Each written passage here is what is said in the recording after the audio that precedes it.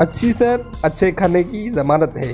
फिर देर न कीजिए, अभी मदीना रेस्टोरेंट मिशन बड़ी पर तशरीफ लाए और अब बनवाए अपनी मर्जी का खाना। प्रोप्राइटर अल्ताफ कुंबर, मिशन बड़ी।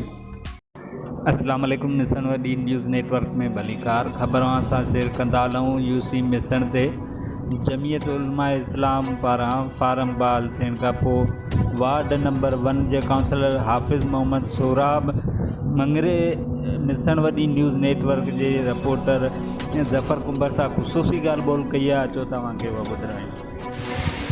बिस्मिल्लाहिर्रहमानिर्रहीम।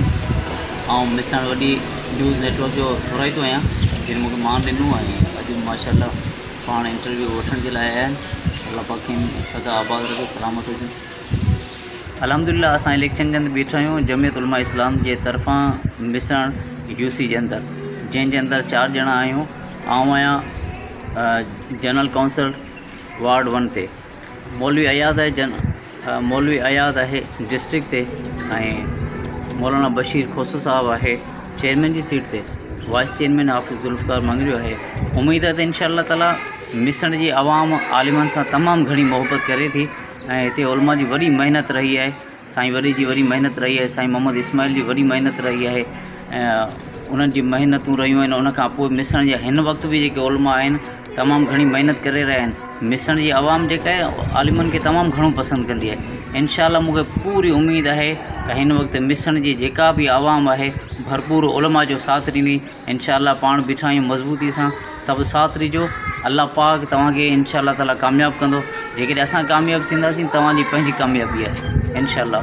ऐं कोशिशि कंदासीं जेकॾहिं असां इंशाअल्लाह कामयाबु थियूं था त असांजे दोस्त कल्ह हिकिड़ी बहितरीनु ॻाल्हि कई हुई त जीअं असांजो तहलको झंडो मरी आहे, कोशिशि असांजी इहा हूंदी त हिकिड़ो दफ़ो वॾी कोशिशि इहा हूंदी त तहलको असांजो मिसण थिए।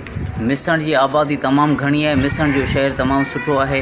उन हिसाब सां जेकॾहिं असांजो तहलको मिसण थींदो त मिसण वारनि खे तमामु घणियूं सहूलियतूं मुयसरु थींदियूं, तमामु घणो फ़ाइदो थींदो।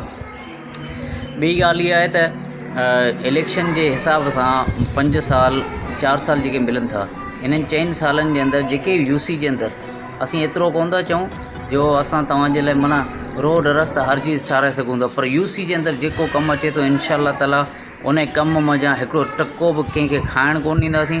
ग़रीब आवाम जो जेको हक़ आहे उहो ग़रीबनि ताणी पहुचंदो। जेकॾहिं उन पैसे जे अंदरि का नलका अचनि था त मुस्तहिक जेके माण्हू आहिनि इंशाअल्लाह ताला उन्हनि ग़रीबनि ताणी उहा शइ पुॼंदी। जेकॾहिं का सोलर अचे थी त ग़रीबनि ताणी पुॼंदी जेके मुस्तहिक आहिनि। इंशाअल्लाह उहे सभु मुंहिंजे ज़हन जे अंदरि आहे त उनखे कीअं माण्हुनि ताणी पहुचाइबो। इंशाअल्लाह ताला अल्लाह पाक आसानी कंदो। ऐं जेकॾहिं अल्लाह मूंखे चांस ॾिए थो, ऐं अल्लाह खां बि इहा दुआ घुरां थो, ए अल्लाह मूंखां उहे कमु कराइजांइ जिन सां तूं राज़ी थी जाईं, या अल्लाह जिन सां तूं राज़ी आहीं उहे मूंखां नेक कमु करा।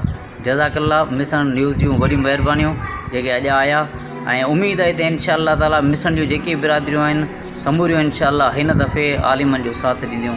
जज़ाकल्लाह।